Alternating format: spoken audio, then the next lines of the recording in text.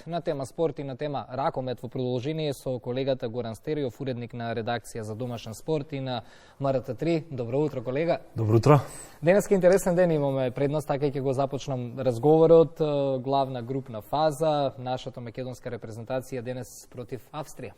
Да, незгоден, ама противник кој може да се совлада, против кого имаме позитивен биланс, 3 победи и 2 пораза во единствениот меч на мундиалите. Македонија ја совладала Австрија, 15 и 20 преносот, 14 и 45 специјалната емисија, значи се е подготвено за да продолжи ракометната еуфорија. Малку не поместија со терминот што е во 15:30, ама мислам дека барем ние во македонска телевизија очекувавме дека едно вакво, затоа што Франција како најсилна репрезентација, како најмоќна земја во оваа група, како најмоќна телевизија зад себе, беше јасно дека ќе ги игра најубавите термини. Така. Сега да ги прокоментираме и изминативе 3 надпревари на репрезентацијата. Почнавме супер, имавме мали непријатности, малку и поголеми непријатности од страна на данските судии во надпреварот против Холандија. 1 бод во нашата група. Твој коментар за досегашната игра на нашите ракометари, за енергијата во целиот наш тим, во целата наша репрезентација, на она што досега го видовме? Па, енергијата е на многу повисоко ниво, квалитетот е на повисоко ниво. По 3 големи настани нашата репрезентација, кога не успеа да се пласира во главната фаза, сега е таму, него ќе каже, добро, имавме Гвинеја, да, меѓутоа ние заслуживме и повеќе од бод против Унгарија, против Холандија не заслуживме да бидеме отпишани уште по првото полувреме, веројатно заслуживме да играме егал до последен момент, да се надеваме, не дека сега ќе беше гаранција дека ќе ја победиме и Холандија доколку не беа судиските грешки, но во секој случај ова е многу подобро од минатата година. Не знам дали можеме да споредуваме со минатата година, затоа што минатата година ние игравме против Франција и Германија во група, против французите кои се веле сила, против германците кои се веле сила и тогаш беа домакини, а совладавме таа репрезентација што требаше да совладаме Швајцарија. Значи јасен е напредокот, јасна е стратегијата, јасно е што сака, што прави, што добива Кирил Лазаров како селектор и ние одиме само напред и мислам дека во овој момент можеби нема потреба, немаме време да жалиме за бодот против Унгарија, ама дека можеби ќе ни биде таму некаде кога ќе заврши светското првенство, ќе ни се врти во глава како не ја задржавме таа топка, затоа што сега ќе правиме мешаница во оваа група главна, во групата 2. Како спортски новинар, кој е твојот коментар на тоа што го видовме на надпреварот Македонија-Холандија? Судењето на судиите? Види, Ване, не ги сакам теориите на заговор. Знам дека Македонија во овој момент, заради некои други работи околу репрезентациите или во ЕХФ и во ИХФ, не, да не речам миленик, ама малку е тргната на страна или се гледа со други очи. Може би судиите, како да кажам, не го решија надпреварот. Ние го надпреварот го загубивме во прво полувреме во финишот кога ни направија серија 5-0, кога холанѓаните отидоа 5-0. Но данските судии не ни дозволија ние тој надпревар да се вратиме, да го држиме до нерешено, барем да се обидеме да не го загубиме. И ако ги гледаме ние секој пенал поединечно, особено во ракометот, а тоа и во ватерполото, судиите ќе најдат милион оправдувања дека сите 13 пенали биле пенали. Ама кога сте судија и особено ако сте добар судија и ако немате намера, вие имате чувство дека овие пенали се многу. И некој што е на рап на пенал или не го судите. И ако тоа беше барем така, околу 3-4 пенали, ние ги имавме егал завршница. Не е гаранција дека ќе победевме Холандија, затоа што цел надпревар бевме чекор поназад, ама ни го одзема правото да се надеваме. Ни го одзема правото да одиграме една интересна завршница и можеби да извлечеме и таму нерешено. Во секој случај имаат влијание. Можеби не баш сега дека да не беа тие и ние ќе победевме, ама знаете, си гледаме ние од нашата страна. Така. Сега се враќаме повторно на денешниот надпревар, противник на главната групна фаза, на главната рунда. Што треба денес да направи нашата репрезентација и како понатаму? Треба да победи. Не е едноставно. Австрија има голем хендикеп, 2 хендикепа, затоа што не играат големите ракометари и стрелци Билик и Божович, без разлика што е Божович и во повозрастни години се повредени, неиграни. Третиот десен бек Живковиќ, тој е повреден. Немаат класичен десен бек, играат на десната страна со ракомета што се служи со десната рака со кофлер. Меѓутоа се незгодна репрезентација. Играат брзо, играат цврсто, играат германски ракомет. Осумина од нив играат во Бундеслигата. Бундеслигата е најсилна во светот.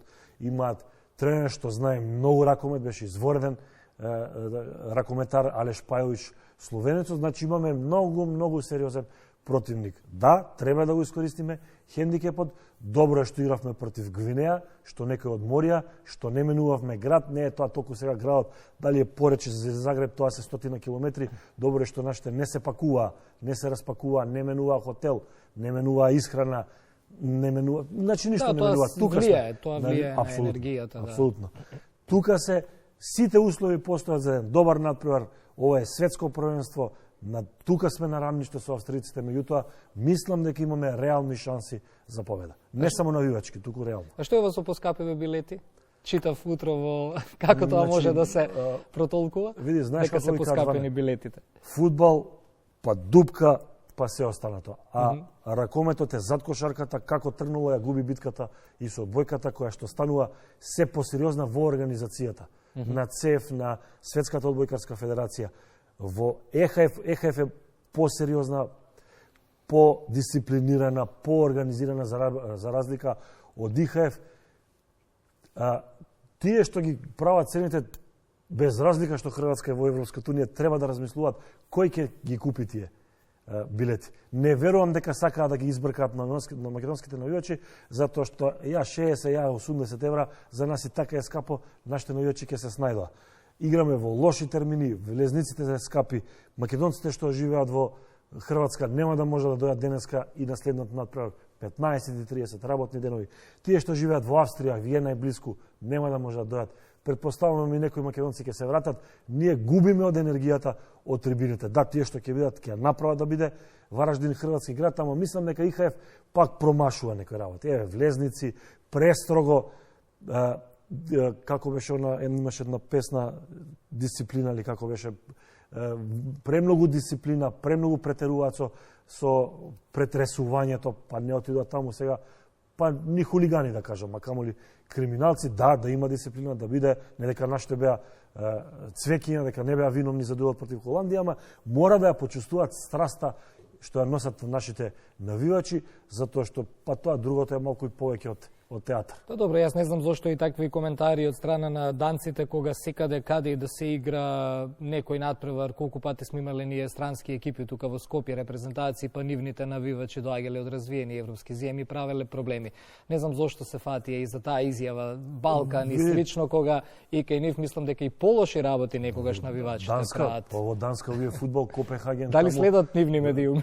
Да, Копенхаген, Бродби, тоа не може да се одигра тоа дерби таму. Така. Тоа е колку пати се прекинува, не зборувам за фудбалските дербиња. Добро, они не може да разберат дека фудбалската публика од Балканот, од Македонија и ракометна публика, ама тоа не е затоа што е ракомет, туку затоа што се сакаме репрезентацијата која во случајов ракометот ни носи успех. Ние сме желни, гладни, го сакаме успехот. Сакаме да победуваме, ова е светско првенство, ова е главна сцена. Во што ние во друго, освен во ракометот, во спортот, во други сфери во животот сме дошле на вакво ниво? Или да импарираме не на Франција. Да. Во многу ретко. И затоа данците претеруваат, не само кон Македонија, кон подценување гледаат во поголемиот дел, ракометниот дел на Европа и добро, веројатно имаат и некои други намери, така префинето, задни. Знаеме што се обидува да му направат на Драган Начевски. Извореден судија, делегат, главен на судиска комисија во ИХФ, во ЕХФ. Со каква кариера. Да го наместат за нешто што не постоело. И да го казнат за нешто што не е направено. Значи, може би има и некои такви работи, ама претеруваат. Тоа, значи, јас ќе го споредам со она што му го прават австралиците на Џоковиќ. Е од прилика така некако. Да. Најдоа жртва, па удри на жртвата, да. Народски кажано. Важно е да им посакаме среќа на нашите ракометари. Денеска кажуваат и самите дека ја чувствуваат страста на навивачите, поддршката која што ја добиваат, па јас верувам, биле трибините полни, не биле, ракометарите знаат за кого играат и за кого ја пеат химната пред почеток на надпреварите. Сакам така и да завршиме во контекст на последниот одговор. Ракометот е единствениот спорт што не прави горди за европски и светски првенства, некако во континуитет ни се случува. И се гледа дека треба државата некако насоката да ја даде таму. Мала нација сме, мала држава, а некако сакаме во сите спортови да бидеме секаде присутни. Дали треба државата да ја промени според вас како уредник и спортски новинар, можеби малку и стратегијата да удри појако и посилно со поддршка на ракометот? И удира, тоа сум убеден. Ете, словенците, кога се одвојува од Југославија, има една добра стратегија. Направија повеќе децениски план и видоа. Имаме генерација за скијање. Скијањето им е секогаш, скоковите им се секогаш. Имаме добра генерација фудбал. Дај сега ќе одиме на фудбалот, да видиме во фудбалот. Па беа на светско, европско, врза континуитет. Ракометот го форсираат. Кошарката, значи, немате 200 спортови. Мислам дека Македонија треба да го намали секоја чест на спортовите, особено што Македонија многу често и на индивидуалните спортови знае да исплива. Меѓутоа, мислам дека државата треба да се фокусира на неколку спортови. Да, тоа не преку ноќ. Треба да размисли, да разгледа случајци, да кажат каде е најтребо да се вложи. Ако ние во кошарката со 2.05 веќе не може да бидат центри во светот, играат бекови, ако не може да помогнат да бидат квалитетни во кошарката, дајте 2.05 во ракометот, ќе направиме неверојатен одбранбен ракометар. Ако веќе го нема супер талентот за ракомет, дајте со 2 метра ќе направиме среден блокер во одбојката, знаете каков? Идеален. Значи, треба да се направи стратегија. Ракометот ја има таа среќа што секоја година се игра големо напредување. Ја има таа среќа колку сака нека се лутат сега и нашите луѓе од ракометот, што лесно, не е лесно, ама се доаѓа до светско и од европско првенство на поедноставен начин. 32 репрезентации на Мундијалот, 24 на европско првенство. Ваква репрезентација како Македонија квалитетна нема да промаши голем настан. Само негде да го држиме континуитетот, да не ни падне во некој бараж, некоја Франција не може да ни падне, ајде одат тие. Ама некоја незгодна како Фарски острови, ние се извлековме, одигравме реванш против Фарски острови, неверојатен, ама висевме. Висевме по првиот надпревар. Значи, треба ракометот, нема бегање од ракометот. Ние мора да го форсираме. Веројатно во таа група на големи спортови кои треба да се форсираат, фудбалот е веројатно најмалку треба да биде подпомогнат како фудбал од државата, затоа што тој генерира големи пари, иако и таму државата треба да помогне во младински школи, во инфраструктура. Во секој случај, да, ракометот носи радост и сега кога носи радост, кој сме да му каже не. Така. Да се надеваме дека така ќе биде и денеска. Надпреварот е во 15:30, отвореното студио и програма почнуваат на 15 минути до 15 часот, така во 14:45. Колега, благодарам за гостувањето во Македонија на утро. Колегата Горан Стериов, уредник на редакција за домашен спорт и на МРТ3, нашите колеги од спортската редакција веќе се подготвуваат и за денешниот надпревар. Наше е да бидеме пред екраните, малите екрани на македонската телевизија денеска и да ги бодриме од дома нашите надпревари, на ракометари, а и денов е таков убав за гледање ракомет.